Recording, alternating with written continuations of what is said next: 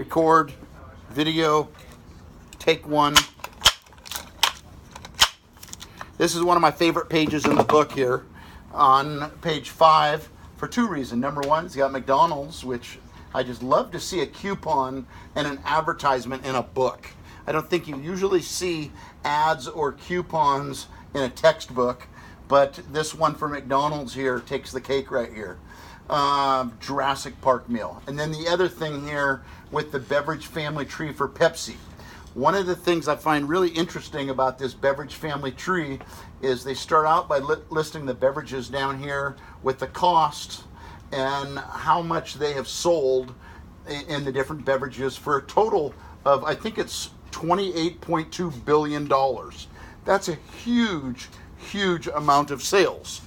Pepsi is such a big company that they can afford to buy restaurants, okay? I did not realize this until a few years ago. I was driving behind a big semi truck and it had the following logos on there. It had Taco Bell, Pizza Hut, and Kentucky Fried Chicken. And then it said a PepsiCo company. A PepsiCo company. And I looked it up then, and I come to find out that Pepsi-Cola owns those three restaurants, or they did. I think they've sold them now, but they were called Joy Food Marketing, which I thought that's kind of funny because Joy Food Marketing, and the other big restaurant company in town is Happy Day. Happy Day is the franchise that is Taco Time, Arby's, Mystic, Zany Gray's, Tomato Brothers. Jeremiah, step outside the door, please, and shut the door because you keep interrupting, and I'm recording right now, which means I'm probably going to have to redo this. Everyone else, thank you. Okay. The other thing about PepsiCo, they, I thought it's kind of smart that they own these different restaurants because, number one, they could determine what type of beverages they sell in there. They could control that and say, we're only going to sell Pepsi products. Pepsi, Diet Pepsi, and there's all these different ones on here. And come to find out that they also own some radio stations in town here.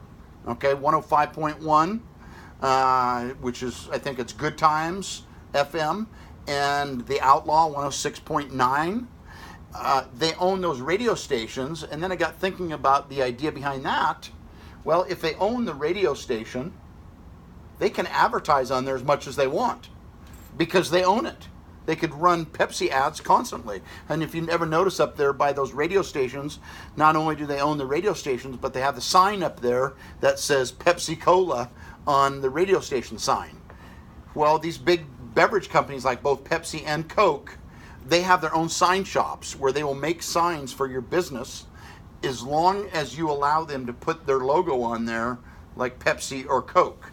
Like I just noticed the other day driving by Holy Family School, on their sign, it has Pepsi or Coke, one of the two, I can't remember which one, but it has that on there. And, it makes sense for them because they go, well, we'll make your sign for you and you just have to let us put our logo on there.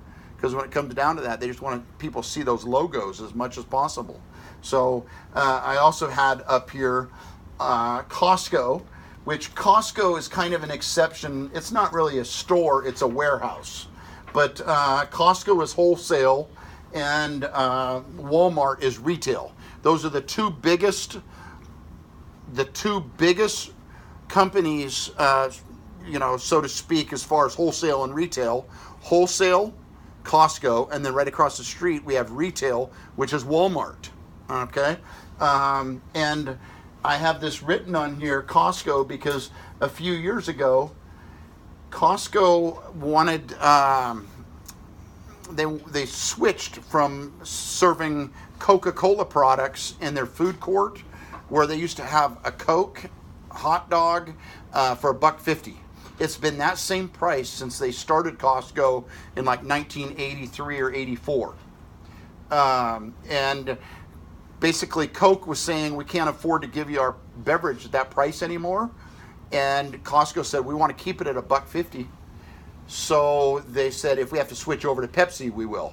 And they ended up switching. Now we're Pepsi is in the food court at Costco, where you get a Pepsi and a hot dog for $1.50, been the same price since the mid '80s. There's probably not another thing out there that's remained the same price since the '80s. And then I also had Coke written on here. It's kind of funny how this has kind of gone full circle on all these different beverages that Pepsi had on here at the time in like '93 or '94. They don't have a single energy drink on there. Okay, the original energy drink was Coke. In fact, it was called Coke because it had cocaine in it. That was the energy that they were supplying in it, and really it had cocaine in it, and that's why it was called Coke. However, they didn't really know that Coke was highly addictive and dangerous, so they don't put it in Coke anymore. But that, now you look at all the other energy drinks, not a single one on the beverage family tree here. Those are probably some of the biggest, companies, though, like Rockstar, Red Bull, Monster. You look at those energy drinks, and they've kind of taken over the beverage family tree. The other thing, talking of beverages, I think it's ironic that I got these Got Milk posters in here. And I always say milk is the one thing that you see advertised at almost all schools. They have Got Milk, and it's not really a single company. It is just the dairy farmers are the ones that put it all together. So anyhow, McDonald's, they'll traditionally carry the Coca-Cola products. Some of those other restaurants I mentioned are strictly Pepsi. And McDonald's, I think now they might have the different beverages because they have those new machines where you can select for multiple. I mean, how many different beverages you can get is just amazing on those. It used to be, it was just basically they had to have a button for each type of beverage. Now they can just run them through that big computerized machine. And I'm going to stop here at 7-Eleven.